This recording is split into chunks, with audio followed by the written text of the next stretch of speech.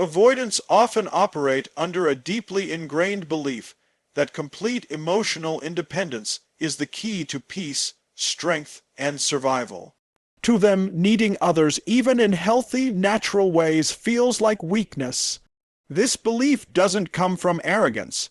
It's born from early emotional experiences that taught them vulnerability is dangerous, love is conditional, and closeness always comes at a price. So, over time, they build a life designed to minimize risk and maximize control. They rely heavily on self-sufficiency, pride themselves on not depending on anyone, and carefully guard their inner world from intrusion. This illusion of independence becomes a core part of their identity, a false safety that feels real. They are often admired by others for their composure, logic, or calm under pressure. From the outside, they appear stoic, emotionally balanced, even admirable. But the truth is, what looks like strength is often a cleverly disguised form of fear. Avoidants crave connection just like anyone else, but the idea of truly needing someone, of letting another person close enough to hurt them, is terrifying. Their independence becomes a fortress, a carefully constructed fantasy where they can live without ever having to confront the uncertainty and discomfort of emotional intimacy. This fantasy promises control. No one can disappoint you if you don't rely on them. No one can abandon you if you've already detached.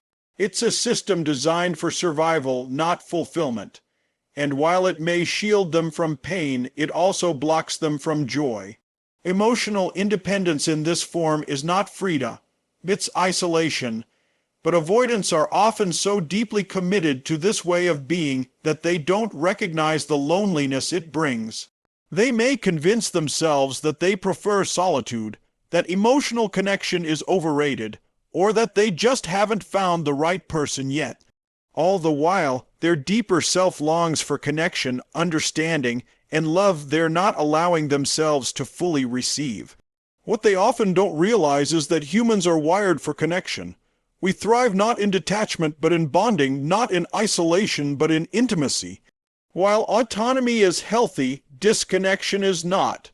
True independence isn't about avoiding needs. It's about owning them, understanding them, and expressing them with courage. But for the avoidant, the fantasy is easier than the truth. The fantasy offers safety, predictability, and control. The truth demands vulnerability, risk, and the willingness to feel things that might hurt. And so, they remain trapped in the illusion, believing that emotional independence is their greatest strength, when, in reality, it is their most persistent prison. Tony Robbins teaches that behind every behavior is a need, and the need driving the avoidance fantasy is certainty. They seek to avoid uncertainty by controlling their emotional environment. But the paradox is that the most meaningful experiences in life, love, trust, passion, growth, only emerge when we step into uncertainty. That's where real strength is forged. For the avoidant, the first step is not to give up their independence, but to recognize that true emotional freedom includes the ability to connect without fear. It means choosing to open up, not because you need someone to complete you, but because you're whole enough to share yourself without losing who you are. And until they see that, the avoidant will continue living in their fantasy of independence, safe, protected, and utterly alone. In the inner world of an avoidant, there exists a compelling fantasy. The dream of a perfect relationship that doesn't require emotional risk. It's not that they don't desire love, they do. In fact, their longing for connection can run incredibly deep. But that longing is tightly bound to a specific, almost unconscious condition. They want intimacy without vulnerability. In their mind, the perfect relationship is one where they are accepted fully without having to expose their deepest fears, needs, or imperfections. It's a partnership where emotional closeness exists, but only at a safe distance. They want someone who gets them without asking too much. Someone who loves them but doesn't lean too heavily. Someone who offers support but never forces them to confront the discomfort of emotional exposure. This fantasy isn't shallow, it's survival-based. At some point in their past, whether through emotionally unavailable caregivers, inconsistent affection, or painful betrayals, they learned that letting people in meant getting hurt. So, to protect themselves, they created an emotional blueprint built on control. They began to believe that real love could only exist in a space free of demands, vulnerability, or perceived emotional burden. The fantasy becomes a filter through which they view every relationship. If a partner gets too close, needs too much, or asks for emotional depth, they withdraw. They see these natural relational needs as overwhelming, sometimes even threatening, and yet they also yearn for the kind of love that sees them, understands them, and stays. The conflict is this: love cannot exist without vulnerability. You cannot be truly seen unless you are willing to be open. And this is where the avoidance fantasy begins to unravel. Tony Robbins often says, "The quality of your life is the quality of your relationships." And for avoidance, the fantasy blocks them from that quality. They want the reward without the risk, the connection without the cost. But in reality, love is inherently messy, unpredictable, and vulnerable. There is no version of love that guarantees safety at all times. The very act of loving someone requires the courage to be hurt, to be rejected, or to be misunderstood. Avoidance might try to create emotional contracts where they feel in control. They may avoid deep conversations, keep their feelings vague, or downplay their emotional needs. They might even seek partners who are emotionally distant themselves, believing this will protect them from vulnerability. But what ends up happening is emotional starvation. They enter relationships that feel safe on the surface, but lack the depth they secretly crave. Over time, they become disillusioned, blaming the partner, the timing, or the circumstances, without realizing it's the fantasy itself that is keeping them disconnected. The fantasy of perfect love without vulnerability is seductive because it promises peace, but it delivers emptiness. Love in its realest form demands presence. It demands honesty. It asks us to face the parts of ourselves we've hidden, to allow someone else into our emotional space, even if that space is messy, uncertain, or incomplete. For avoidance, breaking free from the fantasy means beginning to see vulnerability not as a weakness, but as a pathway to connection. It means accepting that the perfect relationship isn't the one without conflict or discomfort. It's the one where both people are committed to growing through those challenges together. The turning point comes when they realize that vulnerability is not the enemy, it's the bridge, and that bridge leads to the intimacy they've always wanted but never fully allowed. The fantasy is attractive because it minimizes risk, but in doing so, it also minimizes reward.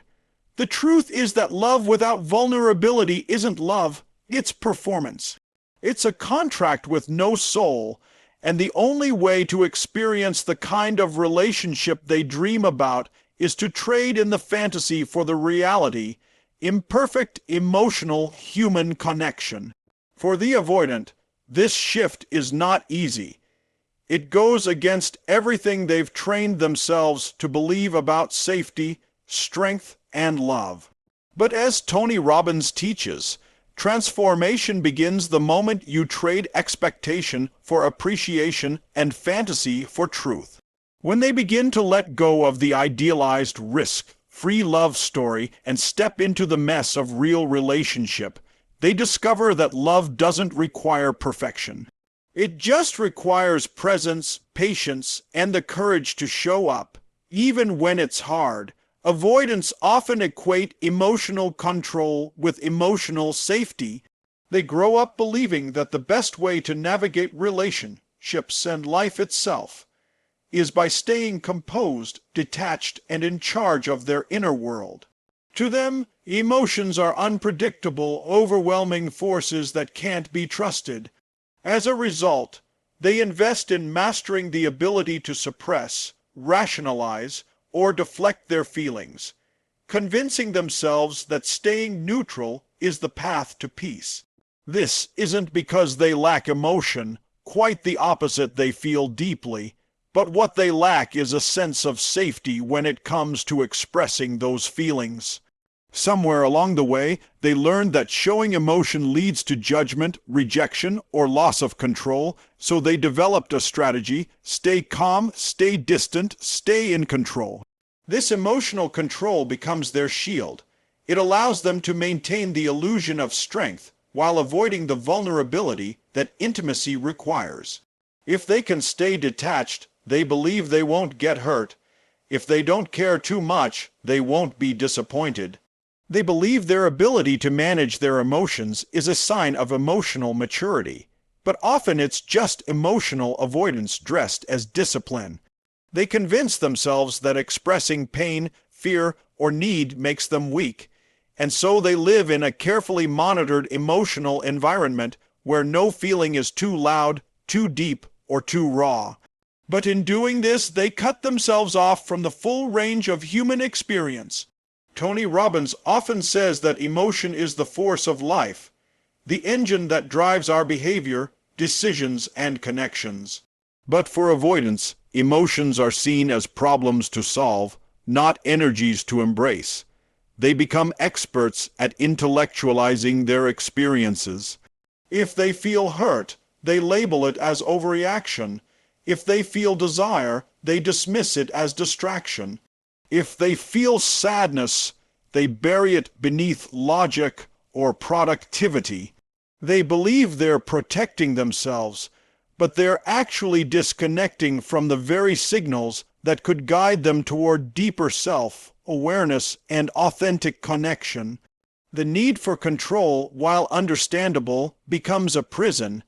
In their quest for emotional safety through control, avoidants often miss out on the beauty of shared vulnerability.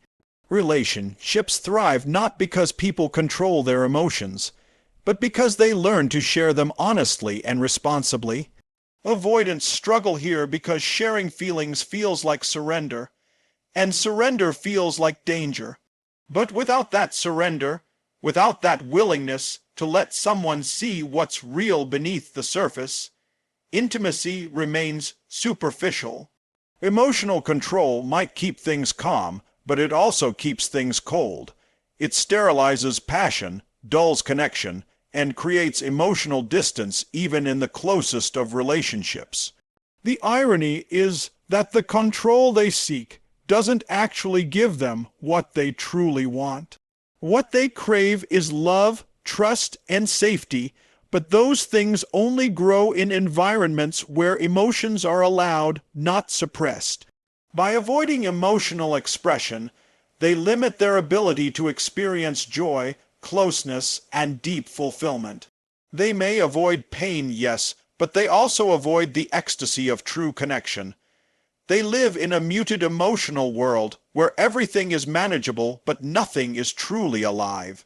And over time, this begins to feel empty. Relationships lack spark, life lacks depth. The protective strategy begins to feel more like a curse than a cure. Real emotional safety isn't built through control. It's built through trust. Trust in yourself to handle difficult feelings. Trust in others to hold space for your truth. Trust in the process of emotional connection, even when it feels messy or uncertain. For avoidants, this is a radical shift. It requires them to unlearn years of conditioning, to challenge deeply held beliefs about vulnerability, and to take emotional risks they've long avoided. But as Tony Robbins teaches, growth always comes when you move beyond fear and into courage. Emotional control feels safe, but real strength is in emotional honesty. When the avoidant begins to loosen their grip and allow themselves to feel, they don't become weaker. They become freer. They discover that emotions don't have to dominate them in order to guide them. They realize that sharing their feelings doesn't make them unlovable, it makes them human. And in that humanity, in that raw, open space, the kind of connection they've always longed for finally becomes possible. Avoidants often wear a mask of strength, competence, and independence, projecting an image of someone who doesn't need help, doesn't crave closeness, and certainly doesn't fear being alone. But behind that polished exterior lies a deep-rooted fear that few ever see, a fear of rejection so intense that it shapes every relationship decision they make. To protect themselves from that fear, they often craft an identity based on being the strong one, the fixer, the high achiever, or the emotionally stable partner. This identity gives them a sense of control and shields them from the vulnerability that true emotional closeness requires. They unconsciously think, if I'm perfect, I won't be abandoned. If I'm strong, no one will see how fragile I actually feel. This heroic self-image becomes more than just a defense mechanism. It becomes a way of being in the world.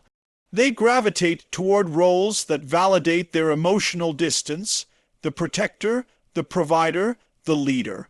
In these roles, they feel useful and valued, but they rarely feel truly seen. And that's the tragedy, because while they may succeed at avoiding rejection through control and self-sufficiency, they also avoid acceptance. Not the conditional acceptance they've grown used to, but the kind that comes from being loved as they are, not just for what they do. This need to be seen as strong often keeps them from expressing the softer, messier, more human parts of themselves. Tony Robbins speaks often about the power of identity and how it drives behavior. For avoidance, the identity of I don't need anyone, or I always have it together, becomes a self-fulfilling prophecy. It dictates their responses, shapes their relationships, and reinforces their emotional avoidance. They don't ask for help because asking feels like weakness. They don't express insecurity because they believe it will lead to disapproval or abandonment. They may even choose partners who seem emotionally dependent, believing that this will protect them from having to be vulnerable themselves. But this only perpetuates imbalance and reinforces the idea that their own needs must remain hidden. Underneath all of this is a deep and persistent longing to be accepted fully, to be embraced even when they aren't perfect, even when they're struggling, even when they let the mask slip. But that desire is buried beneath layers of self-protection.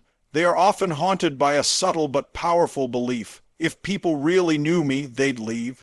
This belief keeps them isolated, even in relationships that appear stable or successful. They may be physically present but emotionally unavailable, fearing that true openness will expose them to the very thing they're trying to avoid. Their emotional world is filled with unspoken questions. Will you still want me if I'm not in control? Will you still love me if I fall apart? Can I risk being seen and not be rejected? These questions remain unanswered because they never let them be asked out loud. And so the cycle continues, performing strength while privately wrestling with doubt. Relationships become performative, and even though they might be surrounded by people, they feel deeply alone. The hero identity wins admiration but costs them intimacy. It builds respect but not connection, and the longer they hold on to it, the harder it becomes to let anyone see what's behind the mask.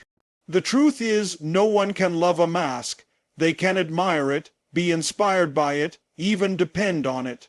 But they can't love it. Love only happens when two people are willing to show up as their authentic selves. For the avoidant, this requires dismantling the very identity they've built to survive. It means allowing themselves to be human, to be afraid, to be messy, to be unsure. Tony Robbins teaches that transformation happens when we step into our truth and choose courage over comfort. For the avoidant, That courage lies in letting go of the hero role and allowing others to witness their full, unfiltered self. When they finally risk showing up as they are, they don't become weaker. They become real. And in that realness, in that quiet unveiling, lies the kind of connection they've always dreamed of, but never believed was possible. Not a connection based on performance, but one rooted in presence. Not a love earned through perfection, but one given freely in truth. Avoidants often engage in what feels like an emotional dance, one step forward, two steps back. They long for connection, but are afraid of the demands that closeness brings. This internal contradiction plays out in their relationships, where they constantly oscillate between wanting intimacy and needing distance. They may initiate closeness, flirt, show care, and even express interest, but the moment they feel the other person getting too close, they instinctively pull away. It's not because they don't care, it's because proximity triggers fear. The fear of losing control, of being overwhelmed, of having to reveal emotional truths they're not comfortable confronting. And so they live in a space of emotional limbo, loving from afar, staying engaged just enough to feel connected, but distant enough to feel safe. This push-pull dynamic is exhausting for both the avoidant and their partner. To the partner, it feels like inconsistency or emotional games. One moment there's affection and presence, the next there's withdrawal and silence, but to the avoidant, this behavior feels necessary. They fear being engulfed just as much as they fear being abandoned, so they create a delicate emotional balance that gives them the illusion of control. They often believe they're protecting both themselves and the other person by staying partially present. In their mind, it's better to offer something than nothing, but this partial presence becomes a source of confusion, pain, and unmet needs. The relationship lacks stability, and over time, the partner may begin to feel emotionally starved. Tony Robbins often says, "We get what we tolerate." And avoidants often tolerate relationships where their emotional needs remain unmet, because they believe this is safer than facing their fears head on. They rationalize the emotional distance as necessary, telling themselves they just need space, that the timing isn't right, or that they're not ready. But what's really happening is a deep inner conflict. Part of them longs for connection, while another part is terrified of it.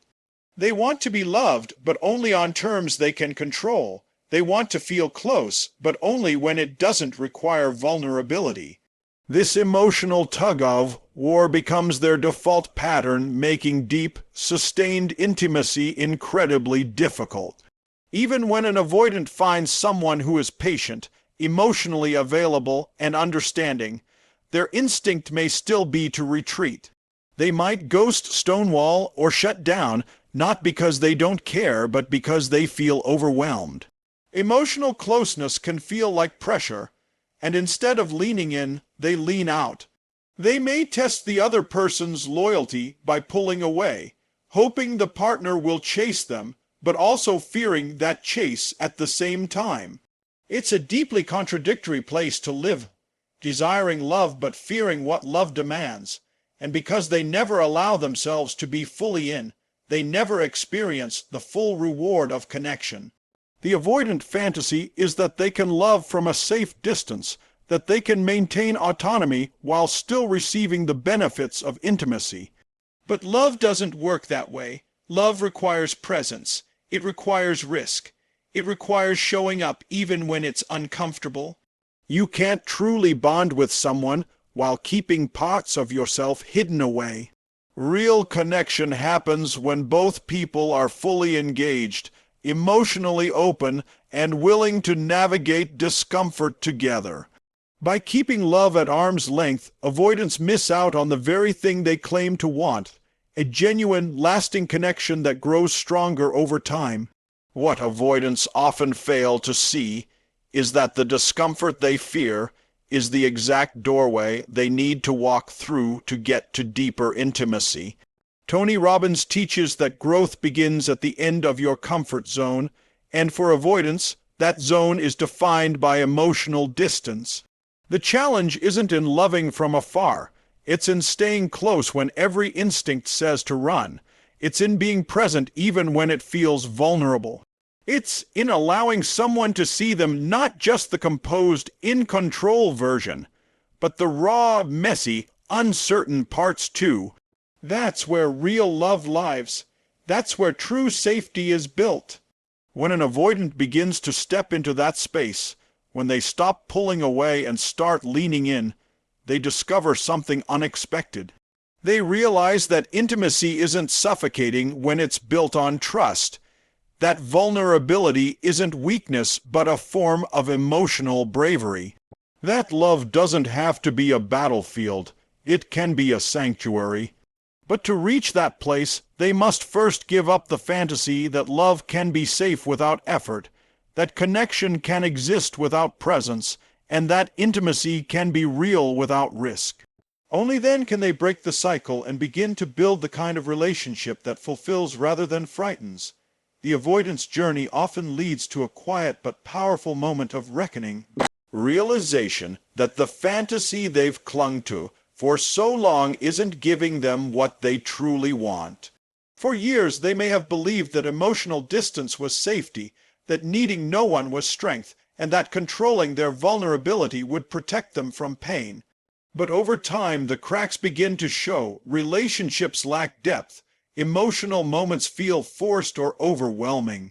Intimacy becomes something they fear instead of something they cherish, and deep inside, a sense of emptiness begins to grow. It is in this quiet, often painful space that transformation begins, not in dramatic confrontations or emotional breakdowns, but in the honest awareness that the strategy is no longer working. Avoidants are not broken people. They are wounded people with brilliant coping strategies. They've spent their lives protecting themselves from emotional hurt by building walls and creating fantasies that promised love without pain, connection without closeness, independence without loneliness, but those fantasies are just that, illusions. No matter how perfectly they execute their emotional distance, it doesn't bring lasting fulfillment. The love they want, the connection they crave, and the peace they seek cannot be found in avoidance. They begin to see that what once served as protection is now functioning as a prison, keeping them isolated from the very things they need most: trust, intimacy, and emotional presence.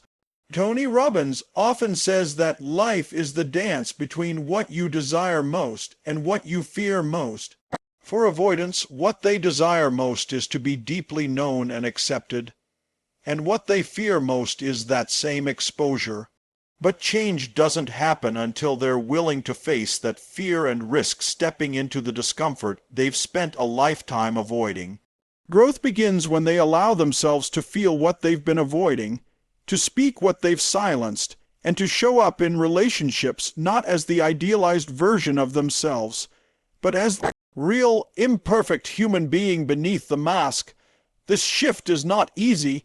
It goes against their conditioning and challenges their identity, but it is absolutely necessary for real connection to take root. Letting go of the fantasy doesn't mean losing control. It means gaining something better: authenticity. When avoidants begin to embrace their emotional experiences instead of suppressing them, when they start to express needs instead of hiding them, they create space for true intimacy to grow.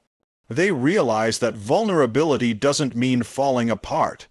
It means opening up, that needing someone doesn't make them weak. It makes them courageous. That being emotionally available doesn't mean surrendering their identity. It means expanding it to include connection and love. These revelations don't come all at once, but they arrive slowly, through consistent self-awareness, compassionate reflection, and the courage to try something new. As they begin to lean into this transformation, avoidants may experience emotional friction. They might feel exposed, uncertain, or overwhelmed. But those feelings are not signs of failure, they are signs of growth. The very fact that they feel discomfort means they are stepping outside of their emotional autopilot. They're beginning to write a new story, one not governed by fear or fantasy, but guided by truth and possibility. They start to realize that closeness isn't the enemy, it's the reward. That real love doesn't require them to be perfect. It only asks them to be present. Tony Robbins teaches that we are the creators of our lives, and that by changing our beliefs, we change our destiny. For avoidance, this means rewriting the narrative they've carried for so long. Instead of "I'm safer alone," it becomes "I can be safe and connected." Instead of "I don't need anyone," it becomes "I am allowed to need and be needed." Instead of "love is dangerous," it becomes "love is worth the risk." And as they begin to embody this new truth, they stop merely surviving relationships and start thriving in them. Transformation doesn't require perfection, it only requires willingness. And when the avoidant finally steps beyond the edge of the fantasy and into the real, imperfect, beautiful world of emotional connection, they don't just heal, they evolve. They become someone capable of giving and receiving love in its most honest, transformative form. They realize that life's deepest fulfillment isn't found in isolation, it's found in the courage to be known,